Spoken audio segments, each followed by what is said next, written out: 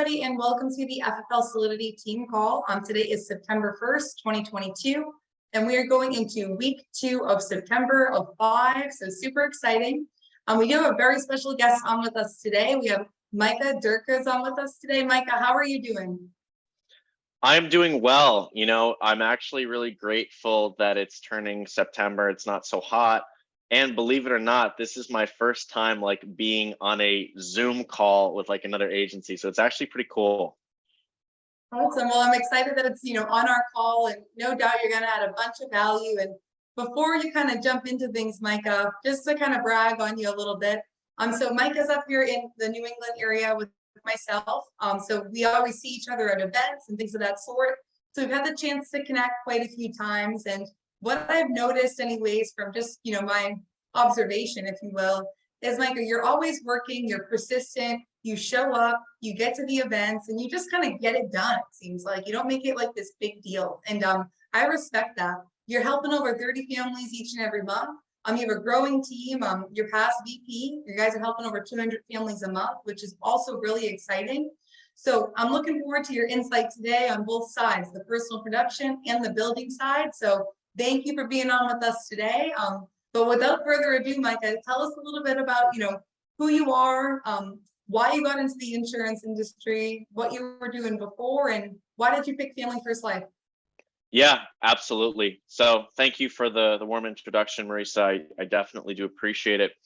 A little bit about myself. I am currently 26, living in Providence, Rhode Island, and I've been at FFL for a little over a year and a half now. When I originally got into insurance in general, this was at another company, it was back in August of 2020. So been in the industry now a little over 2 years. And I really stumbled into the industry by accident. My first job out of college was as a research and teaching intern at my university, where I had studied for 4 years. And great job, but I was earning $350 a week, and it wasn't too much college intern pay, but it was fun. I actually really enjoyed it. In any case, they laid me off once COVID happened, and I was just kind of looking for work.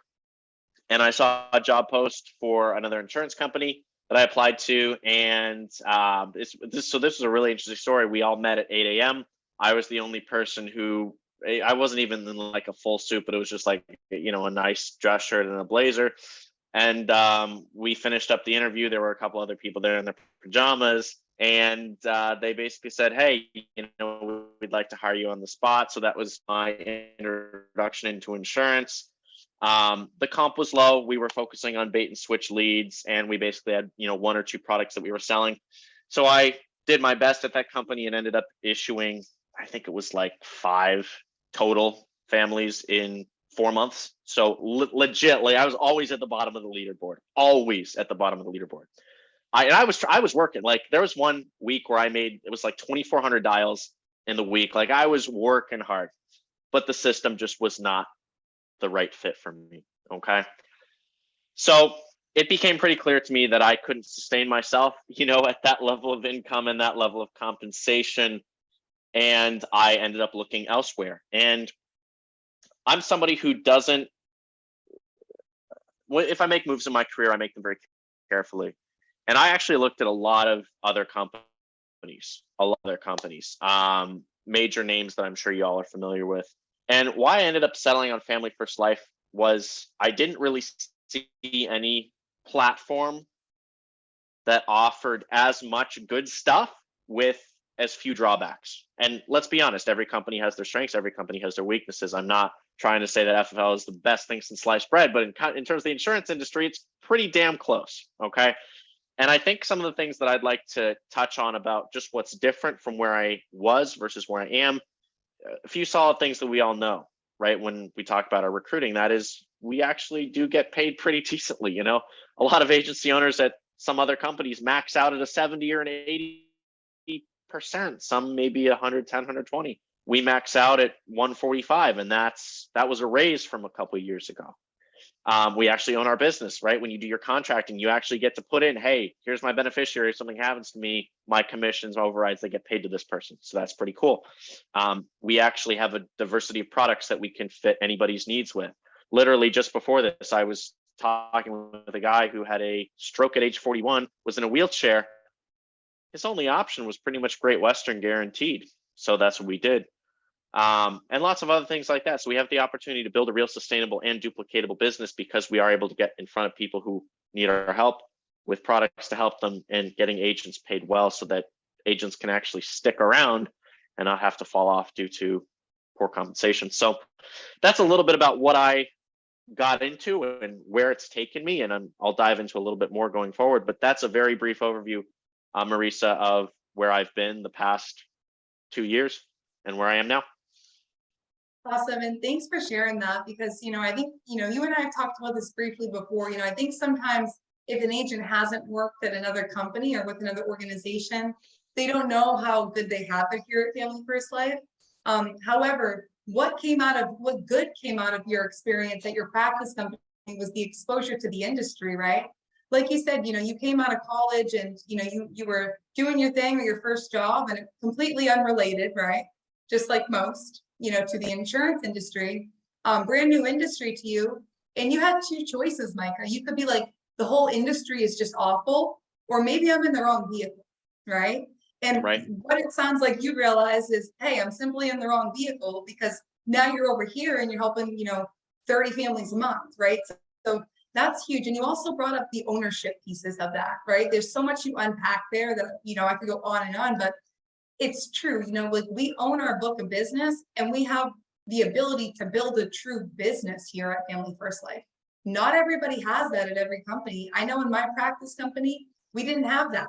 And it's sustainable and duplicatable. Those two words you just put, like, that's huge because Micah, if you can do it, that's one thing, but if you can't teach somebody else how to do it, it doesn't matter. It's not a business, right? Well, right. And I think what's important to mention as well, and I've just learned this from hiring and recruiting, you can only be duplicatable up to a point, right? The business is not for everybody, right? And listen, I used to be that guy who was like, hey, FFL is so great. This is what it did for me. Everybody needs to get a part of it. And I would actually take it personally if an agent didn't find success. But what I've learned is that it does take a certain mindset. It takes a certain personality. It takes a certain work ethic. And yeah, maybe everybody theoretically can do it, but let's be honest, not everybody will. And that's okay.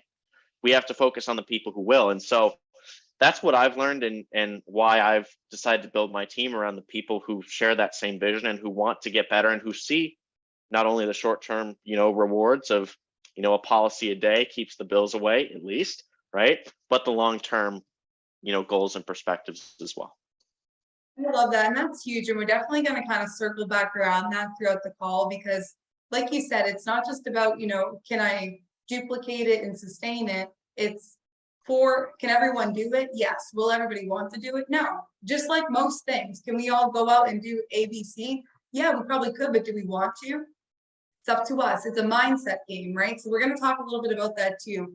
But Micah, in terms of, your schedule, your lead flow, your activity, talk to us about what that looks like each week. Absolutely. So I would say, and again, this is just being very, very transparent in how I run things now versus how I ran them when I started. So when I started, I would say I ran more of a typical FFL schedule, right? Dial Monday, Tuesday, Wednesday, dial Thursday, Friday, Saturday. I run my schedule a little bit differently now, just because I do focus a lot more on recruiting and I do focus a lot on training my team. I would say I dial every day, but for certain blocks of the day, right? And that's because I do more lead campaigns with direct mail and social media. So I get things that come in and then I call them and book them as they come in.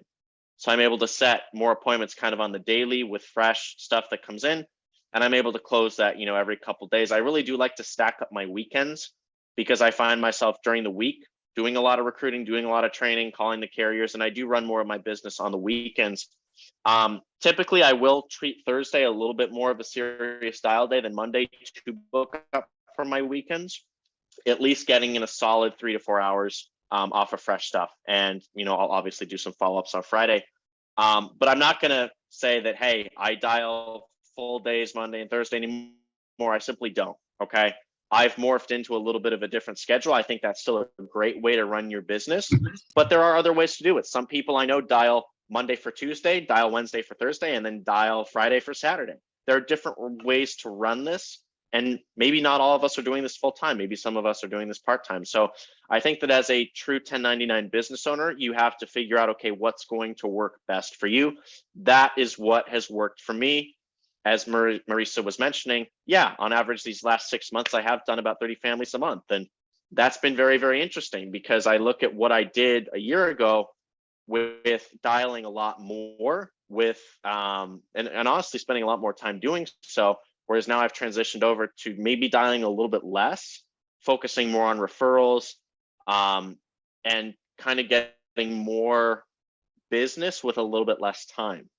So that's something to play with. Obviously, that doesn't change the fundamentals of still get your leads, do your dials, book up, have as many appointments as you can.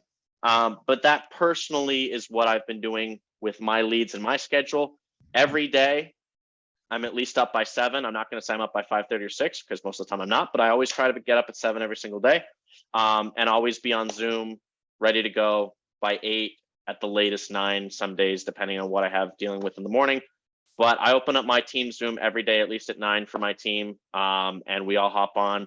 We do call to closes, we do trainings, we dial together, we do live transfers together, we do it all. Okay, so that's a little bit about what my schedule looks like. I do that on the weekends as well. Kind of like Marisa said earlier, it doesn't matter to me what day of the week it is. I do try to take Sunday a little bit more personal time, but if an agent needs me, if a client needs me, I'm going to be there because it's really about serving and building. And that's my approach to my schedule, my time, and my leads. I love that. And I think that over time, it almost adapts, right? You go from you come in and you need that structure, right, Micah? Like when you came in, you're like, I ran that traditional FFL schedule because you had to learn the structure, you got to learn the system, what to do, Oh, yeah. what not to do, right?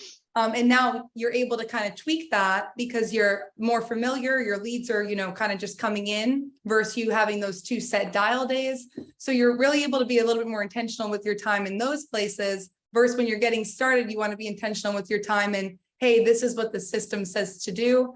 This is where we can duplicate and sustain. So I love that. Absolutely. And in terms of, non-negotiables, like on the personal production side, what are some non-negotiables that you have or that you've put in place that you feel like are important for every producer? Absolutely. So I'm going to touch on, I think, let's say 3 different points here that I think I would certainly say they were not emphasized enough to me when I came into the business, but they've become much more apparent to me over time. Number 1 is really focusing on referrals. I know I talked about this at the New England Sales Conference. I know for myself, so, and I'm sure some other people on this Zoom can relate to this. I came from a company where the majority of our business actually was referrals. And it always stood out to me because I said to myself, well, hold on a second. If this agency is doing, at my old agency, they were helping the equivalent of 100 families a month when I was there. Okay. 75% of that was referral-based business. So I thought to myself, if I can even integrate referrals a little bit more, reduce my lead cost, get warm introductions to people who I've already sold, that's going to increase my retention and persistency, and it's going to help me serve more families. So that was kind of the first thing I really started doing, just collecting, hey, names and numbers of every beneficiary, emergency contacts, family members. Hey, is there anybody else you like? Boom, and just roll with it. Hey, Micah, I don't want to interject, but I have to just because of where you're at. So with referrals, if you don't mind real quick, in terms of, the beneficiary, because I think that that's a really important one. And it's almost a necessary one, if you will, right? Like if you're sitting with me and, Christina, my sister is my beneficiary, and you're kind of closing out, do you mind just quickly going over like what that sounds like for you? Sure. So I will do this when we get to the beneficiary section of any application, because I think it's just the best thing to do. Some applications, the beneficiaries in the front, some it's later on, but let's just assume it's later on. I'll basically go like this. Okay, so let's assume I'm running America CBO, right? All right, Marisa. So we've already gotten you pre-approved for this coverage right here. As part of making sure that your family can actually claim this money, that will be the payout if something were to happen to you. We're going to be putting down a number of beneficiaries on your application. Okay, the first ones are your primary beneficiaries. We're going to be putting at least 2 down, and that way if something happens to one of them, you're going to have the money go to somebody else that's primary. Now, this is going to be the person you want to receive it first. So is it going to be your son? We talked, okay, so son and, let's say it's son and daughter. Great. Their names, okay, their name is this, their phone number is this, great. Now what I'm going to do, and this is why I'm asking for this information, it's not just to put it on the application, Bob and Mary, it's also to make sure that your son and daughter knows that they're beneficiaries, okay? Because I know you might just say, hey, you know, we want to leave them a little surprise, but let's be honest, if they don't know about it, it can't be a surprise to them, right? So it's important that they are aware and educated of the fact that they are a beneficiary. So if anything happens to you, they can claim the money. Would you agree that's important? I've never had anybody say no. Okay. Likewise, I'm also going to explain what it means for them to be a beneficiary, a little bit about what I do, and I'm going to see if I can help them as well with the same programs that we went over with you today. Does that sound good? They say yes. Again, I've never had anybody say no. I do the same thing for contingent beneficiaries. All right.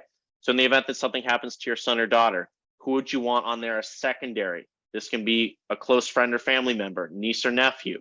Same thing. Okay, I'm going to go over the same information with them. Literally just get their names, get their phone numbers. And I just say, I'm just very transparent. I will be reaching out to go over the fact that they are a beneficiary and to talk to them about the same programs I talked to you about today. Love it. And it's just nice. right out in the open. And it makes sense because we were talking a little bit too about like how much insurance goes unclaimed each and every year. And it's a crazy and inordinate amount of money. And it is our job as agents to make sure that the beneficiary does know. But what that also does for us, Micah, is it puts us in a situation for you to be able to help that person put their insurance in place, right? And because their sister, brother, mother, whoever it may have been, trusts you, the trust piece is already there, and that's very, very important. So thanks so much for honing. It's very warm, and I'll give you an example. Just even yesterday, was sitting with a client who had a 35-year term. She was convinced it was level, but she got it 2 years ago, and she's 59. So of course it's going to be level till 95, right? Of course it's not. And we went over that. We called up it was her son, explained it. Oh, wait a second, my term's going to be increasing? Yeah, you have the same company. So we booked him. We're going to sit down with him this weekend. Awesome. Like, it's just helping people. Right. Like, if we can help people with their coverage, why wouldn't we when we have all these tools in the toolbox? Absolutely. I love that. And one leads to another, and leads to another. And that's huge. And like you said, we have a lot of tools in the toolbox that not every company has, that's for sure. So we got to utilize those.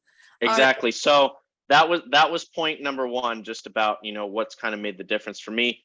Point number two was doing an accurate financial inventory, really understanding, hey, what's coming in for the monthly income, rental, you know, stocks, annuities, work, salary, what's going out, car payment, car insurance, mortgage, rent, sending money to family, really understanding their finances so that you can give them an accurate recommendation. Hey, you have $800 a month coming in, $600 a month going out. Yeah, I'm going to recommend that we do no more than, you know, $50 a month for your premium. But you have 7,000 coming in and 2,000 going out.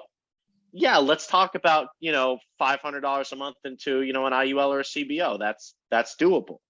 So it's always, I think that would be the second thing Maurice is definitely making sure you see the inventory and the perspective of the client from their own eyes. Absolutely. And then I think that that's really important. It's sometimes overlooked. You know, sometimes when we're brand new, we don't really think about, okay, how much income do they have coming in? What do they have going out? And does the plan I want to present to them, does it actually make sense now that I went through this financial analysis? So I love how you said that example of, you know, you have someone on Social Security, you know, 800, 600's going out. You're not going to use the whole 200. That doesn't make sense. It's not good business. So that's it'd be a chargeback waiting to happen.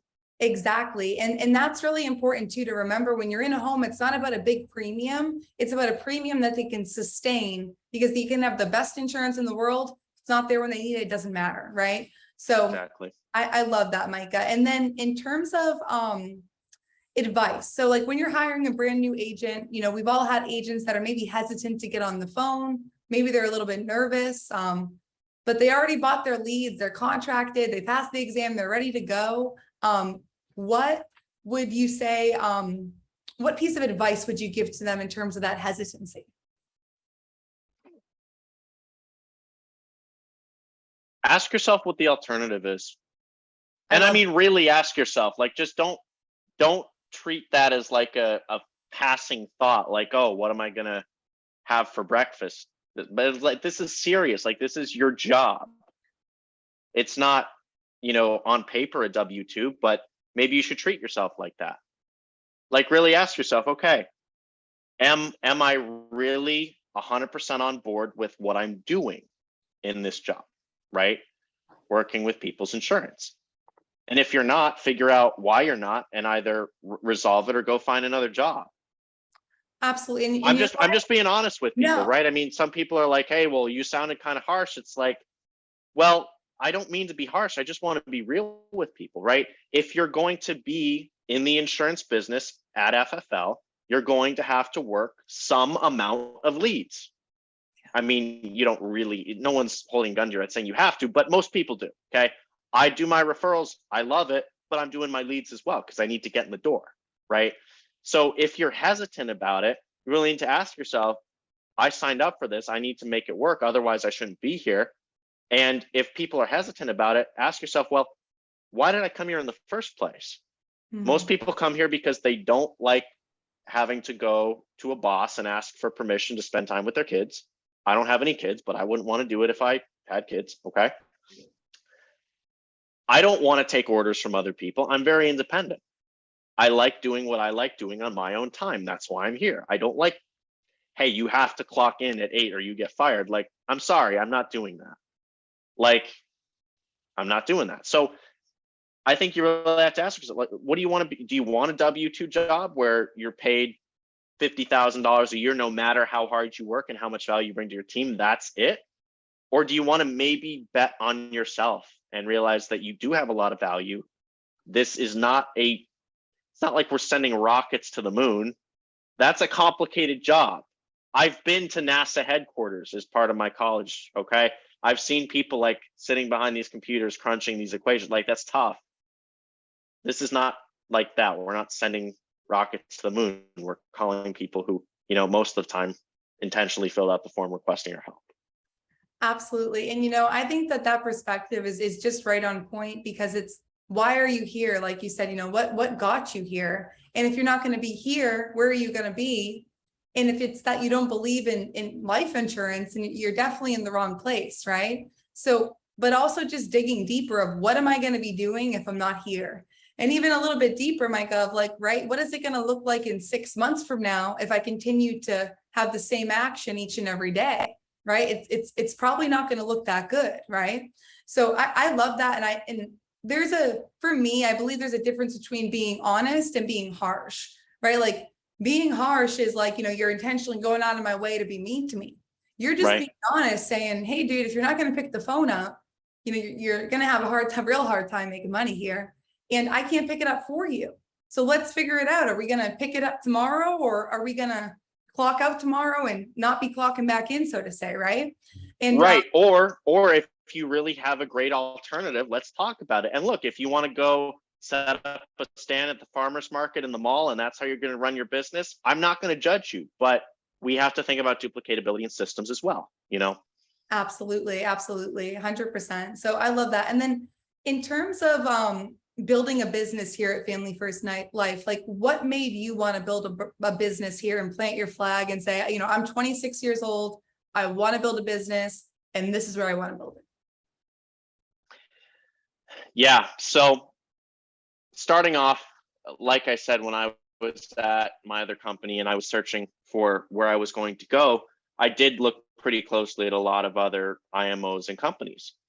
And I just didn't find somewhere that had a combination of, you know, everything that we have, you know, high compensation, access to leads, ownership day one, free mentorship and training, vested renewals day one, et cetera, et cetera, et cetera, with an actual exit strategy. because where I came from, you would work to become an agency owner, and then you would just kind of sit on your book of business as an agency owner indefinitely. And I'm sure that's very nice. You get a 20, 30, 40% override off of everybody, but you have extremely high turnover. And I don't know, that just wasn't the life for me. And I like where I'm at right now. I love what I do right now, but I don't see myself staying in insurance for 30, 40, 50 years, right? I consider myself a little bit more of an intellectual. I'd like to go do some research and some other projects, but for now, I like what I'm doing. I really do. But the option to have a real exit strategy where, yeah, maybe I do sell my book of business, I stay on to manage it for another 3, 5, whatever, 10 years, and I can do my own, like, I'm cool with that. I'm really cool with that. So that's why I've planted my flag here. And I think that the way, when you really understand our compensation plan, and I know a lot of IMOs say this, some of them have 45-minute videos explain their compensation plan. Ours is very simple, right? Here's your commission rate. Here's your overrides. Here's your personal production bonus. Here's your carrier bonus. Here's your annual bonus. And then here's who you get paid as your agency grows. Like literally tomorrow is going to be my first VP bonus check. Like it's really cool. And congratulations, Micah. No, it's crazy. And when I came in here, I was like, yeah, that seems kind of cool. I'm just gonna like write insurance and like I can take care of myself. I'll be okay. Like to actually see like my first VP bonus, it's like this is kind of cool. Like it's just my first one. Like it's not anything crazy, but what happens if I continue to scale that? And I just think that having that opportunity to make an average income just off minimum bonus is really freaking cool. Absolutely. Just off, and not to mention personal production, not to mention overrides, not to mention carrier bonuses.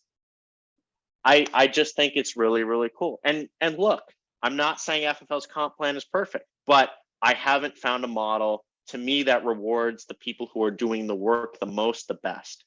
Because quite frankly, I wouldn't want to be an agency owner at 120%.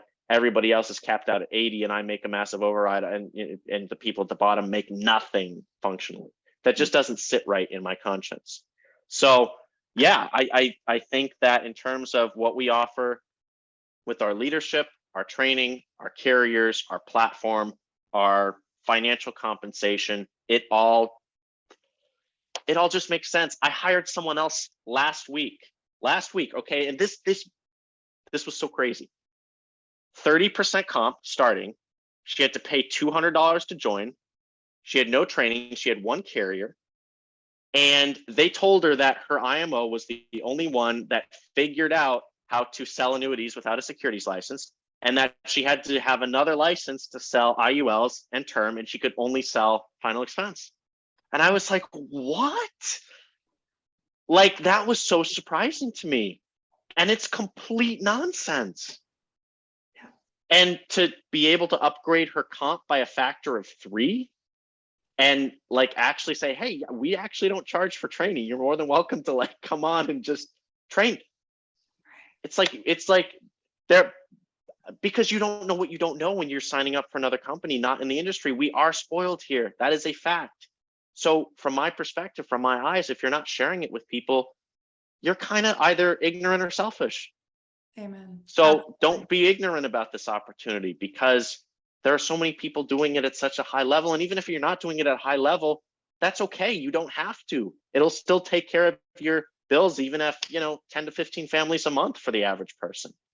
Right. But if you really are looking to scale and do it at a high level, it's extremely rewarding. So I would encourage everybody not to lose sight of that and really remember, like when you really start talking to people at all these other companies, most of them can't really compete in terms of structure. A couple can, but it's like, well, what's the long term? Do you have the integrity? Do you have your bonus? It's like, what do you? So that's what I found in a nutshell. I love that, because you hit on so many different things. But Micah, you started off with, you said, and even at the beginning of the call, you said, I did my research on a bunch of different companies. Basically, you were like, I cross-examined them of what had what and what didn't have it, pros and cons. And you're saying some other places may have had some of the pros or a lot of the pros that we have here, but they had some other cons, so to say, too. And like we said, we're not perfect, right? But we're great here. But what was important to you was it was duplicatable and it had an exit strategy. And then, you're talking about even just your VP bonus. And I love how you said just that VP bonus alone is, the average income, give or take, even at its lowest scale, which is $2,500. So your team's paying over 100 or helping over 150 families per month. Your VP bonus at Family First Life that's non-charge backable is going to be a minimum of $2,500. Like if we multiply that on a scale of 12 months, like you said, that's like the average income, or so people in a lot of places, Northeast is a little higher, but I mean, average income in, like, I'm from Montana, that's kind of your average income out there. Right. So it's amazing because you didn't even just focus on what does Micah need. You were like, what does Micah need now? What is Micah going to need while he's doing this? And then what is it going to look like in some years from now? So I love that, how you really broke it down. And it is a shame to see agents, like the stories that are told. And I know at my practice companies, some stories that were told too were inaccurate, but just you sharing and shedding light on that one story there was really helpful, just to see like there are people out there that are spreading fake news, that things that is like you can only sell final expense. So you know what I mean? Like I'm over here like, what? What is he talking about? But legit, like I heard that and I was like, wait, what? Right. Like we're like, it makes no sense, but it's like, this is what's being fed to other people. So we have to make sure that. And it's not just a couple people, like there are entire IMOs that they're peddling this stuff.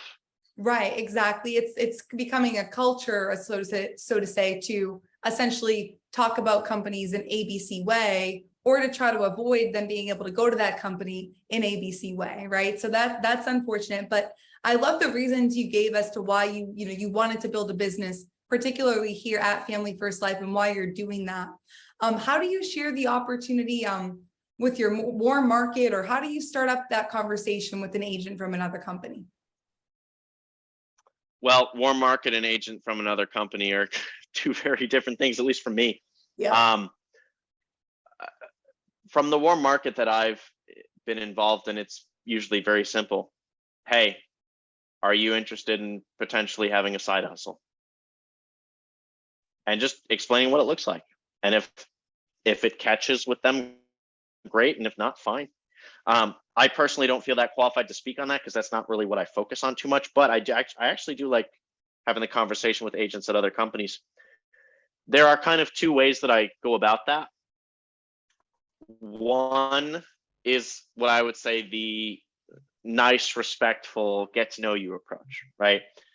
Hey, here's who I am, here's what I do, tell me a little about yourself, how long you've been in the industry. We just, get to know each other a little bit as friends, share a little bit about what's going on in our companies. Oh, that's interesting. You guys do this, we do this, and we start talking, and eventually, oh yeah, what compensation do they have you at? 30%. Oh, okay, that's interesting. Yeah, I'm over here. It's like, okay, well, then we start getting curious, and then it's eventually like, well, they see that the grass might be greener somewhere else, and we seal the deal. That I would say has worked a little better for me. Yeah. However, there are some times where I just like get on social media and I'll literally just send very upfront direct messages. Hey, my name is Micah. I'm an agency owner here at FFL. I'm looking to hire motivated individuals. Here's what I'm offering. Are you interested? Boom. And some people say yes, and a lot of people say no, and that's okay. I'm not looking for everybody. I'm looking for the people who want to work with me. So I would say I think it's a little bit more of a skilled recruiting approach to get to know someone and really get to know them as a professional friend and connection, and then see if you can add value to them. I think that's a lot more effective, but being very upfront is certainly something that works too. Absolutely. And I think both of those approaches are really just bold. Either way, you're reaching out and getting to know somebody, like you said, usually that's going to be a bit more of a swift conversation that's more leveled, versus when you send that out, that mass, if you will, message. Don't get me wrong, you're still getting the message out there. And I do the same thing. I respect that. But when you're able to have those one-on-one conversations and interact, and you're going back and forth in terms of a positive conversation, then usually you're able to kind of move it towards that light of, hey, let's shed some light on what's actually going on. So I love how you honed in on that. I think that is truly important. But I do also love how you honed in on, essentially, I, Micah, don't really care if somebody doesn't answer my LinkedIn message. Like, you're not like counting how many people didn't answer you. You're looking for the ones who want to answer, who want to talk to you, because those are the kind of people that you want on your team, right? So I love that.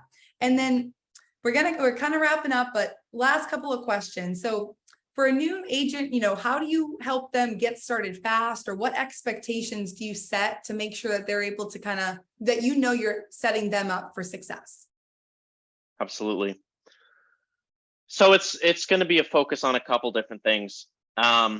First of all, it's about setting proper expectations when you hire them. And that has to be part of the call before you even onboard them. And I really mean that. I've seen too many times, both in my own hiring experience and in the hiring experience of my agency and in other agencies, sometimes you'll just talk to somebody and you feel like a really good friend, and you don't really go over the details of the business, and you sign them up and they're like, wait a second, this isn't what I signed up for, sorry, and you've wasted all that time. Okay. So I think the first thing you have to do before you even have the discussion of like a new agent having their first dial day and writing their first policy is, do you have the proper mindset and expectations going into this? Okay. Are you aware that we are going to be 9 times out of 10 dialing the phone to book appointments, to go visit people in the home, to help them with their insurance? Like, are you okay with that? Okay, if you're not, are you good with doing that on Zoom? Or with a phone? Because you have to sell insurance if you want to make money. We don't get paid in other ways. I would really like it if we did, but we don't. Okay, we make money when insurance is sold.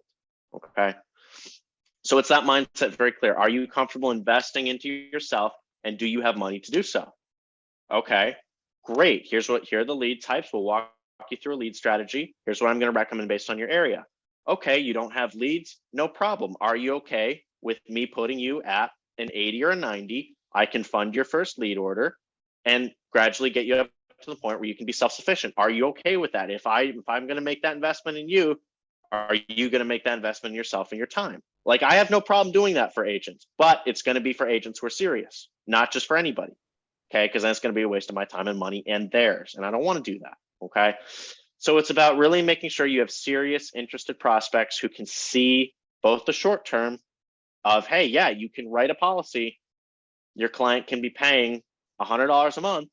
Okay, at 100% comp, you get a 75% advance of your annualized premium, $900. Like, does that make sense that you can get that within 3 to 5 business days off of one policy? Okay, cool. If that makes sense off of one policy, how many times can you do that? And how many times can you teach other people how to do that? So casting vision is important. In terms of the specifics, I want to make sure everybody has basic training and support when it comes to what products do I show, how do I underwrite, how do I present on the phones, and how do I do it in the home. And again, basic training, and you don't have to know everything, but you should know that we have underwriting grid sheets, and you can, call your upline, and you should know your core carriers, and you should know how to write an app. Like, the first time you log into an app should not be in front of the client. That should be at home by yourself practicing. Okay. So just basic stuff like that, making sure that if I have a new agent ready to go in the field, they've done their basic training and they understand the basics of how things work, knowing full well that there's going to be a lot to figure out and that that's okay. And I'm there to help them with that. So, Marisa, those are the big things that I would say for getting a new agent started fast, and just making sure they plug in, show up, and do the work. Awesome. I love that. And, setting the proper expectation through the hiring process, like you said, I really think that is so, so important, because if people don't understand that they're going to be buying leads, that they're a 1099 independent contractor, or that they're going to be in home with clients, or like you said, now with the virtual platform or on Zoom, and that they have to invest in themselves, and also understanding the pay structure. Like you said, it might sound silly, but some people I have written, I'm like, wait, hold on, you don't understand how we get paid, but you got your license, right? So making sure that they understand the basics, that's so, so huge before we're even, getting started. And then also plugging into the trainings and expectations in that sense, because Micah, just like you're on helping us out today, you're not doing it for your health, you're doing it because you're willing to help other people. So we thank you for that. But with that being said, I do have one last question before my final question, which is, I always see you at all the events. I feel like you make it a point to plug in, to show up, and also to socialize with people, talk to different people, and, just really put yourself out there. And I respect that, because I think that sometimes people have challenges doing that. However, Micah, for you, when there's events that are, within a 2-3 hour vicinity, what type of, commitment are you making to get there, and, why? So my perspective is this, right? I spend enough time in this chair behind my computer.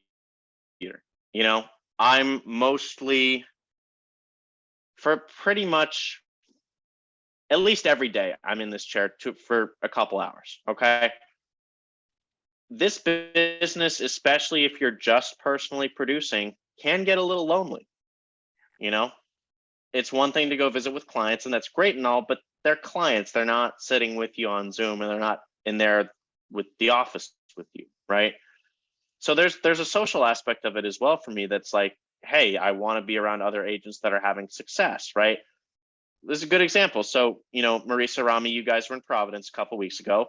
I had a really great talk with Rami. We talked about our lead strategy, and we talked about what we run. And it's like, that's kind of cool. Like, he's helping more families a month than me. What's he doing? Like, I want to learn about that.